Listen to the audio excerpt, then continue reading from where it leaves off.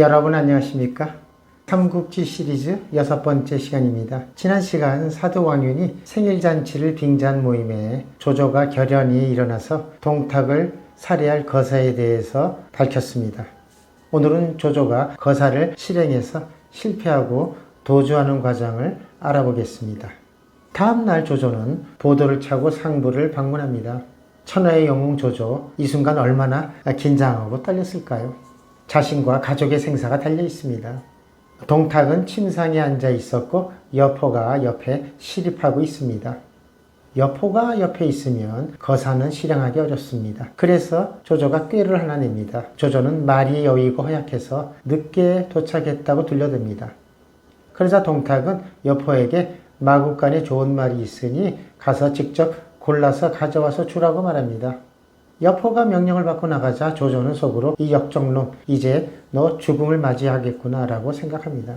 그런데 조조가 칼을 뽑아서 찌르려고 하는데 동탁의 힘이 워낙 센 것이 두려워 망설이게 됩니다. 마침 그때 동탁이 몸집이 뚱뚱해서 오래 앉아있을 수가 없어서 침상에 비스듬히 들어눕습니다. 조조는 속으로 너 이제 뒤졌다 라고 말하면서 막 찌르려고 할 때 동탁이 전신 거울 속으로 조조의 움직임을 쳐다보고 있는 것을 알아챕니다. 동탁은 조조가 등 뒤에서 칼을 뽑는 것이 비쳐 보이자 돌아 누우면서 말합니다. 이 순간 제가 궁예 버전으로 말하겠습니다. 맹더 지금 뭘 하고 있는가? 좀 비슷한가요? 이때 여포도 막 말을 끌고 들어옵니다. 이에 조조는 당황하면서 잽싸게 무릎을 꿇고 말합니다. 제가 보도 한 자루를 얻어서 상국에게 바치려고 합니다. 그러자 동탁은 보도를 여포에게 건네주며 거두어두라고 말합니다. 여러분, 그러면 거사는 실패했는데 조조는 무사히 넘어갈까요? 그럴 리가 없겠죠. 일단 동탁은 조조를 데리고 나와서 말을 보여줍니다. 여러분, 이 상황이 이해가 안 되겠지만 동탁은 그 정도로 조조를 신임하고 있었던 것이 사실입니다. 조조는 시험삼아 한번 타보고 싶다고 말하니 동탁은 안장과 고삐를 주라고 말합니다.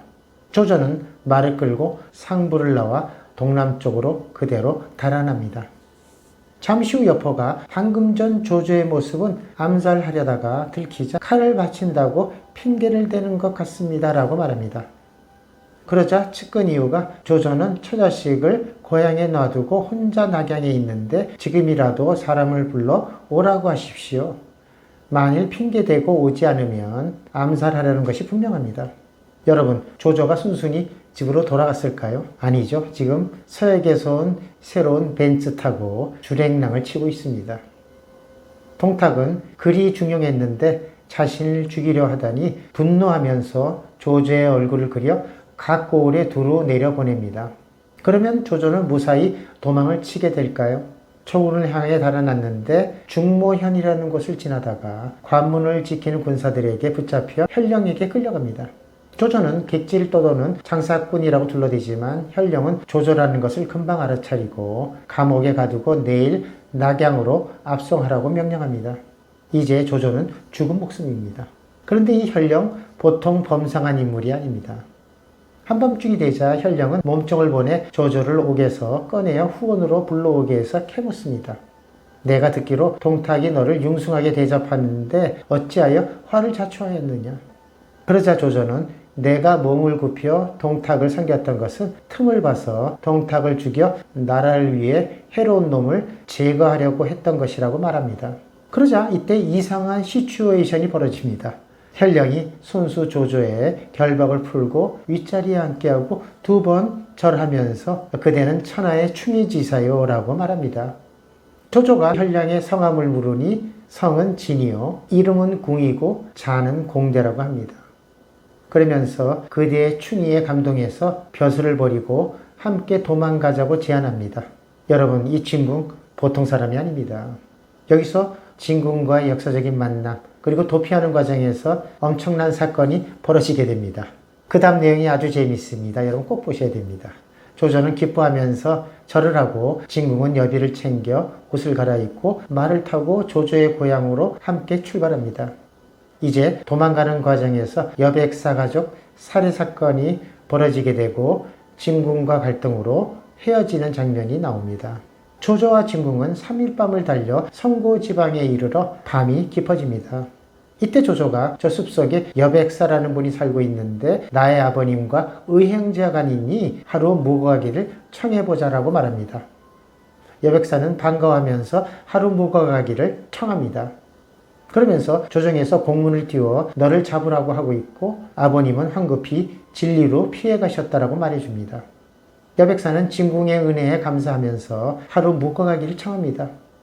잠시 후 여백사는 노부의 집에 좋은 술이 없으니 서촌에 가서 술 한 동이 받아와 대접하리라 하고 말하면서 당나귀를 타고 떠나갑니다. 조조와 진궁이 한참 기다리고 있는데 집안 뒷곁에서 삭삭 칼을 가는 소리가 들립니다. 의심 많은 조조가 몰래 들어보니 사람 말하는 소리가 들리는데 묶어놓고 죽이는 것이 좋겠소라고 말합니다. 조조는 자신을 해치는 줄 알고 진궁과 함께 칼을 뽑아 쳐들어가서 연달아 8명의 식구를 살해하고 남아있는 식구를 찾으러 북으로 들어가는데 묶어놓은 돼지가 발버둥치고 있습니다. 진궁은 그대가 의심이 많아 사람을 죽였소라고 원망합니다.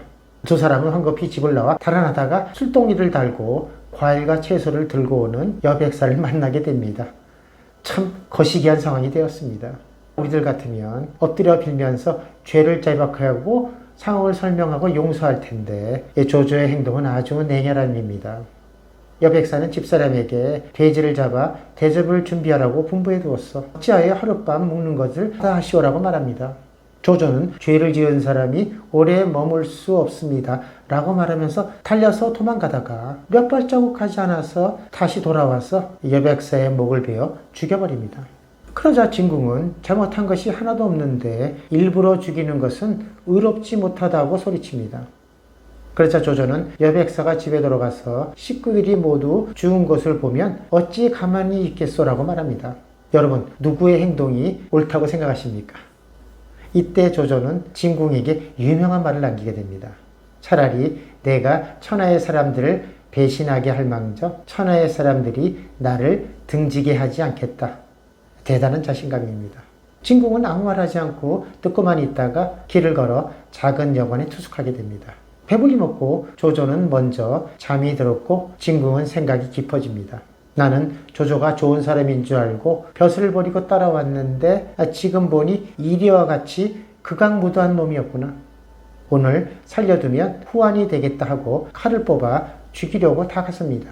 그러다가 갑자기 생각을 바꿔서 이제 와서 죽인다고 의의가 되지 않으니 그를 버리고 그냥 떠나는 것이 낫겠다라고 말하면서 날이 밝기 전에 혼자 동굴을 향해 떠나가 버립니다. 조조는 다음날 깨어보니 진궁이 보이지 않습니다. 조조는 속으로 내가 어질지 않아서 의심해서 나를 버리고 떠났구나 라고 생각하면서 부친이 있는 진리로 말을 몰아 달아납니다. 오늘 내용은 여기까지입니다. 조조의 인물평을 함께 나누고 싶습니다. 조조는 동탁 이전에도 고급장교로서 황건적의 난을 진압하고 조정의 신망이 두터웠습니다. 그리고 동탁이 정권을 장악했을 때에도 동탁의 신임이 두터웠던 인물입니다. 얼마든지 부와 영예를 누리고 편안하게 살 수 있었음에도 목숨을 걸고 동탁의 암살을 시도했습니다. 역사의 흐름을 아는 참으로 충이로운 인물임에 틀림없습니다. 그런데 도주하는 과정에서 조조의 또 다른 면을 보게 됩니다.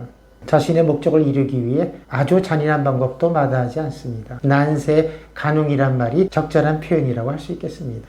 조조의 이러한 면만 보더라도 결국 천하는 조조의 손에 들어갈 운명인 것 같습니다. 이에 비하면 유비는 너무 유약하고 우유부단한 면이 있습니다. 오늘 여기까지입니다. 여러분 안녕히 계십시오. 구독, 좋아요, 댓글 많이 부탁드립니다.